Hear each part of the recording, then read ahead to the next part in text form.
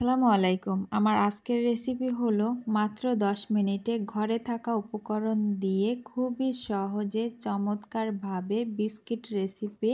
এই বিস্কিটগুলা তৈরি করতে কিন্তু মাত্র ১০ মিনিট সময় লাগবে আর একদমই ঝামেলা ছাড়া খুবই সহজে চমৎকারভাবে এই বিস্কিটগুলা কিন্তু তৈরি করা যায়। তো আমার সহজ এবং ইউনিক রেসিপি যদি আপনাদের কাছে ভালো লেগে থাকে তাহলে প্লিজ আমার পেজটা ফলো দিয়ে রাখবেন। By the way, I am Ranu Khanam from Humayra's lifestyle.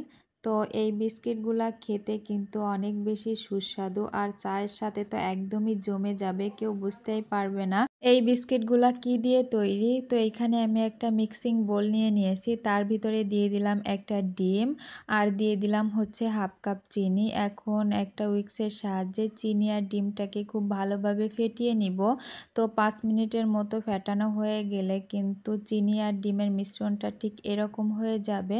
যখন এরকম হয়ে যাবে তখন হচ্ছে দিয়ে দিব 1/4 কাপ রান্নার রেগুলার তেল। তো তেলটা দেওয়ার পরে খুব ভালোভাবে আবারও ফেটিয়ে নিতে হবে।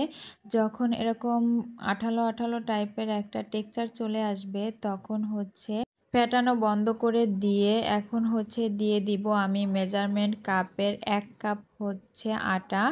তো আটা দেওয়ার পরে দিয়ে দিব হচ্ছে ২ টেবিল চামচ গুঁড়া দুধ। এইখানে গুঁড়া দুধটা দেওয়ার চেষ্টা করবেন, তাহলে বিস্কিটগুলো খেতে অনেক বেশি টেস্টি হবে।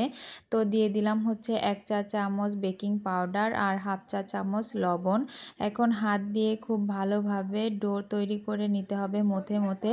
তো আমার কাছে মনে হচ্ছিল যে ডোটা একটু নরম হয়ে গিয়েছে, তো আমি আরও হাফ কাপ হচ্ছে আটা দিয়ে দিব। তো আটাটা দেওয়ার পরে আমি হাত দিয়ে ৫ মিনিটের মতো ডোটাকে হচ্ছে মথে নিব।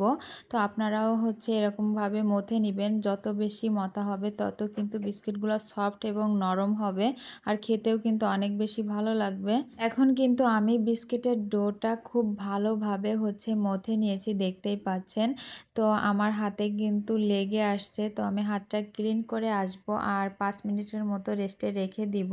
তো ৫ মিনিট পর হচ্ছে আমি হাতে একটুখানি তেল লাগিয়ে নিয়েছি আর এরকম একটা চামচ দিয়ে হচ্ছে কেটে কেটে আমি বিস্কিটগুলো তৈরি করব, তাহলে বিস্কিটের শেপগুলো সবগুলো একরকম হবে। তো আপনারা যে কোনো শেপের বিস্কিট তৈরি করতে পারেন। তো আমি এইখানে হচ্ছে এইভাবে করে লেচি কেটে কেটে তারপরে হচ্ছে হাত দিয়ে ঘুরিয়ে ঘুরিয়ে সুন্দর মতো করে হচ্ছে বিস্কিটের শেপ দিয়ে তারপরে হচ্ছে ছুরি অথবা কাঁটা চামচের সাহায্যে আপনারা চাইলে এখানে ডিজাইন করতে পারেন।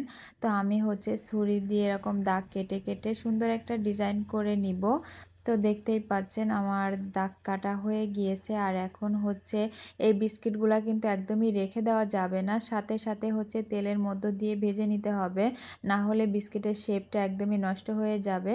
তো এখানে আমার বিস্কিটগুলা সব তৈরি করা হয়ে গিয়েছে আর এখন হচ্ছে তেলের মধ্যে দিয়ে আমি ভেজে নিব। তো এই বিস্কিটগুলা হচ্ছে ভাজতে হলে কিন্তু চুলার ফ্লেমটা একদমই লোতে রাখতে হবে, না হলে হচ্ছে উপর থেকে কুকড হয়ে যাবে আর ভিতরে একদমই কাঁচা থাকবে। এই জন্য হচ্ছে লো হিটে এই বিস্কিটগুলা সুন্দর মতো করে ভেজে নিতে হবে। তো আমি উল্টিয়ে পাল্টিয়ে বিস্কিটগুলা খুব সুন্দর করে ভেজে নিয়েছি আর এখন হচ্ছে গোল্ডেন ব্রাউন কালার চলে এসছে বিস্কিটগুলাতে। আর এখন চুলা থেকে নামিয়ে নিব। দেখতেই পাচ্ছেন আমার বিস্কিটগুলো কত বেশি সুন্দর হয়েছে। তো আমি একটা একটা করে হচ্ছে বিস্কিটগুলা চুলা থেকে নামিয়ে নিব।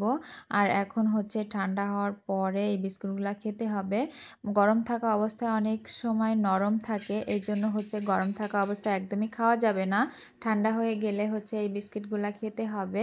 তো দেখতেই পাচ্ছেন জাস্ট অসাধারণ হয়েছে আমার বিস্কিটগুলা। আপনারাও চাইলে কিন্তু ঘরে থাকা উপকরণ দিয়ে খুবই সহজে ইউনিকভাবে বিস্কিট তৈরি করে খেতে পারেন। আর এই বিস্কিটগুলা কিন্তু নর্মালি হচ্ছে ২ থেকে ২.৫ মাসের মতো এয়ারটাইট কন্টেনারে ভরে হচ্ছে সংরক্ষণ করতে পারেন। তো এখানে আমি আজকে অল্প করে বিস্কিট তৈরি করেছি, আপনারা চাইলে হচ্ছে বেশি করেও তৈরি করে স্টোর করতে পারেন। তো আমার বিস্কিটগুলো কিন্তু খেতে অনেক বেশি সুস্বাদু হয়েছিল, বোঝাই যাচ্ছিল না যে এইটা বেকারি থেকে কেনা নাকি বাসাতেই তৈরি করা। আশা করছি এই বিস্কিট রেসিপিটাও আপনাদের কাছে আজকেও ভালো লেগেছে এবং সহজ লেগেছে। তো ভালো লেগে থাকলে অবশ্যই একটা কমেন্টস করবেন, লাইক করবেন, শেয়ার করবেন।